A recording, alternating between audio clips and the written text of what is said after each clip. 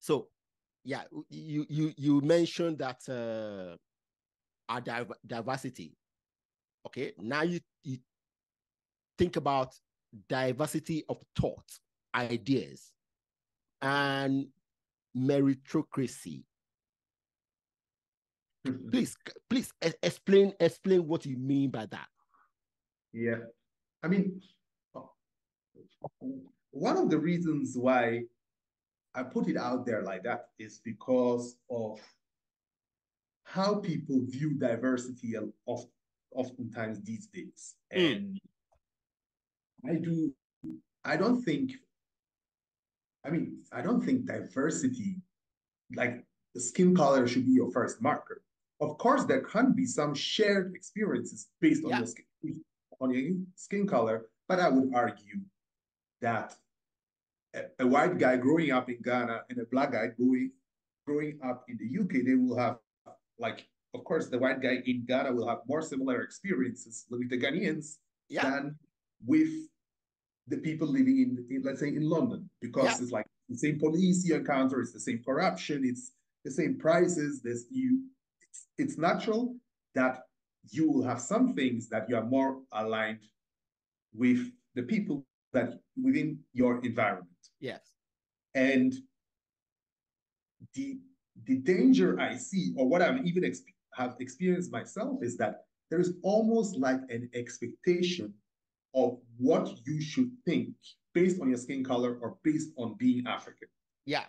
And yes, some people will say, oh, but that might not be an issue. But I think it's a huge issue because we exactly, again, need the insights to determine what are the best solutions that we have. And that is where the idea meritocracy thing comes in for me. And when you say diversity, yes, in the right way, I believe in diversity, but it does not mean that you just pick people based on external markers. It means that, I mean, we can say it in an entrepreneurship context. Yes, you would not want a company, unless in extreme circumstances, but usually you would not want a company of 50 hardcore engineers. Yeah. You need some different viewpoints. And of course, a female can bring different viewpoints than, let's say, even if it's an engineer, but that female can bring in a different viewpoint. But it's not a sole marker. It should really be based on the actual ideas. And I think most importantly, on people being able to voice their actual ideas. And that is kind of where that danger comes in. When you say, yes, diversity, but then you realize diversity is now in groups, and within the group, you are supposed to have a certain mindset. A certain thought. And it's funny enough, it's exactly the opposite of diversity. If you now tell me that I should think like that, it's like, where is the diversity? The actual diversity. Yes, I even left it out because ultimately, that's what it should be. And the other thing that I witnessed, and I mean, I saw that when I went back to Europe. I was in Berlin 2018 to 2019. And I saw that diversity is now often being used by people to position themselves at certain positions of access, basically. Yeah. And it's the most privileged of people of that particular group that is positioning themselves and saying, yeah, diversity. But diversity, and now you are in a leadership position. I mean, I'm not saying that representation is important. Yeah. But there should definitely be more to it. Diversity should be to, even if you want females in your company, which, for instance, I definitely want, but I want the best possible females that I can find. Competent people. Competent people overall. And in my philosophy, I know females are as competent as men. So if I can only find competent men, then there is either something wrong with my approach or with the society around, and I need to do an extra effort to find these females maybe earlier on, do programs, go closer to schools, and do that. So diversity, real diversity is not an easy thing. And I think it goes back to what you're saying. Of course, like with the Africans, of course, number one, you need certain founding principles. Yeah. If you cannot agree on the founding principles, it's not going nothing will happen. Yeah. Exactly. If you go beyond the founding principles, then yes, once we have those ones, we want the best possible people there. And yes, we want representation, but it's not that if no black guy is there, we now need to pick 2 black guys and put them there. If no black guy can get there, it means that they do not have access. For instance, fix the access. Okay. Yeah. Don't fix the problem just at the top level.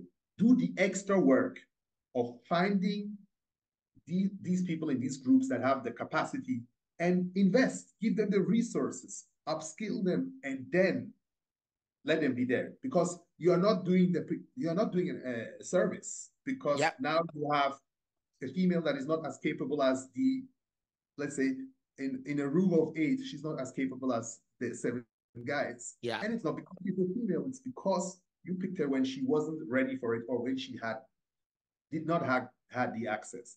Yeah. And that's why I put it out there. It's, to an extent, I would say it's more of even a counter stance than necessarily something that I would have said is my first thought of how to go about it. I thought it is natural. My thing is like, I'm looking for the best possible people. I'm looking for alignment of principles, alignment of value. And I understand that sometimes you have the luck of finding somebody with a very similar vision, but oftentimes it's just that you can travel together for a while, because my vision, you joining me on my vision, brings you closer to eventually yours, which is also fine.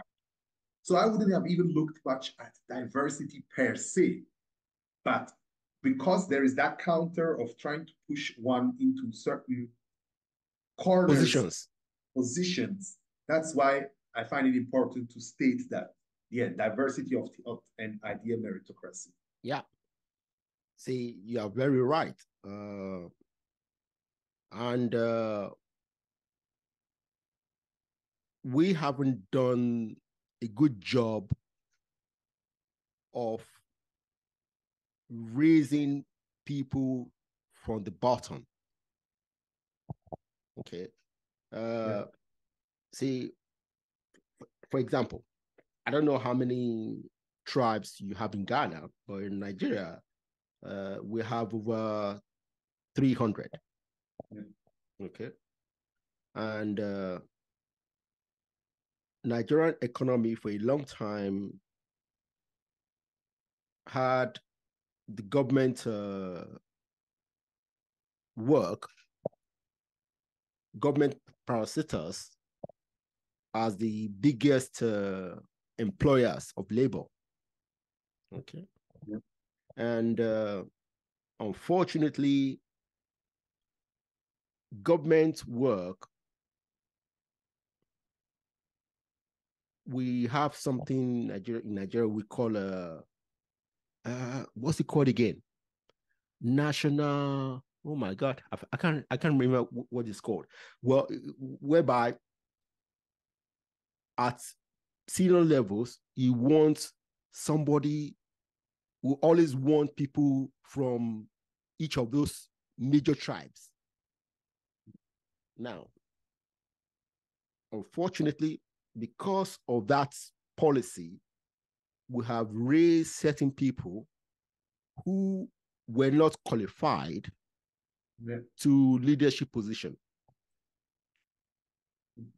And what happens? What happens when that happens? What that causes the decline of the company or the parasitic, because we don't have capable leadership.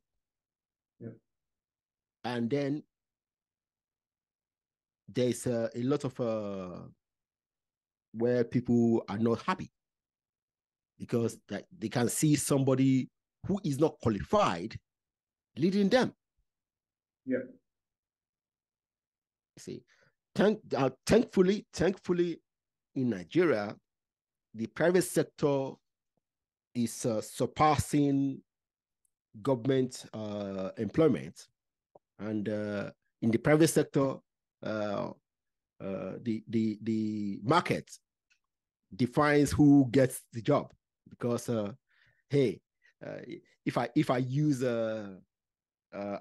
affirmative action to hire in my company, I'm only killing my company. So yeah, so it's important that if we want our countries to rise up, we need meritocracy as a foundation. Exactly. To hire. And if we really want tribal diversity in every of our companies, then, like we talked about at the beginning, we need to put in place the policy of education. Okay. Exactly. At the beginning, at least